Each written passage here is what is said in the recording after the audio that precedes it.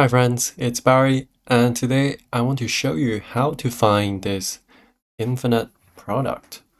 So let's take a look.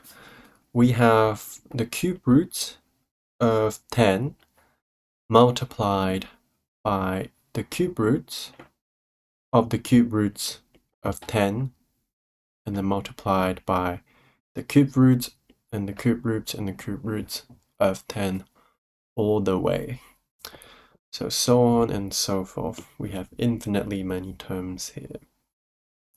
So let's think about what these terms mean. So for the first one, that is just 10 raised to the power of a third. And then for the second one, that is 10 raised to the power of a third. And whatever this number is, we also raised it to the power of a third. So as you can imagine, this pattern keeps going on and on, okay, all the way. So to find the infinite product would be quite difficult if we just wrote them all out, because there's simply infinitely many of them. So instead, let's think about what this second term can be rewritten as. Well, look at the powers.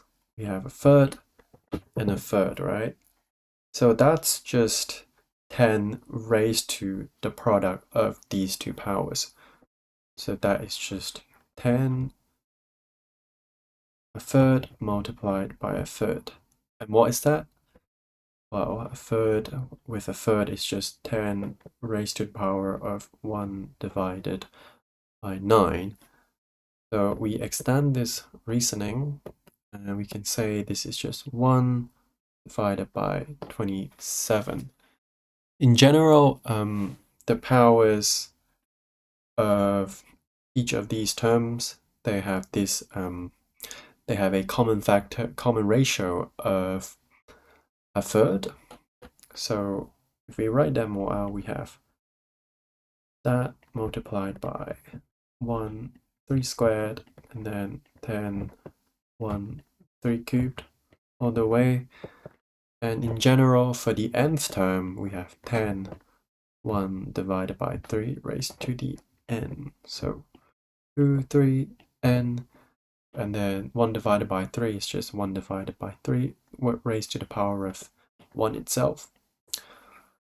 So what we want to find out is what happens when we take n to infinity, right? That's the question we are trying to answer. So we can proceed by using the index law, which states that if we have a raised to the power of m multiplied by a raised to the power of n, that is equal to a raised to the combined power of m plus n, okay? So remember this.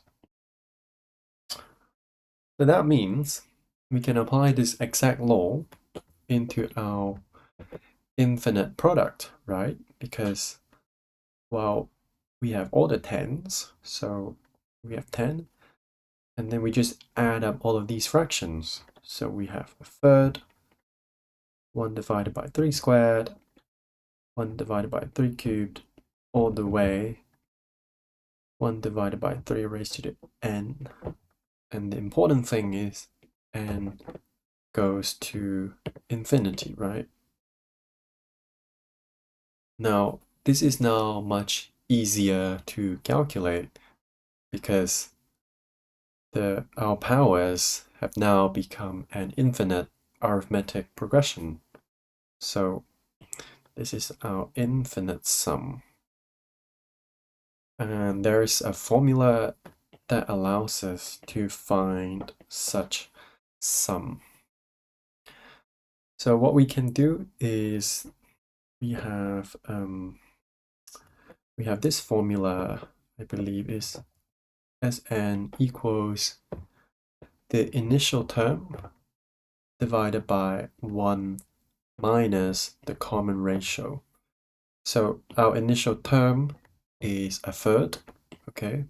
It's a third, and our common ratio is a third as well, okay? So we now have 10 raised to the power of a third, 1 minus a third, okay? So we work that out to be a third divided by 2/3. Since we're dividing by a fraction, we flip them. So 10 raised to the power of a third, and then multiplied by 3 divided by 2. So here the 3's they cancel out, and we are left with 10 raised to the power of half. And that is just the square root of 10. So we have found the infinite sum to be just the square root of 10. And that is our answer. I hope you liked this video and learned something new. And I'll see you in the next one. Bye.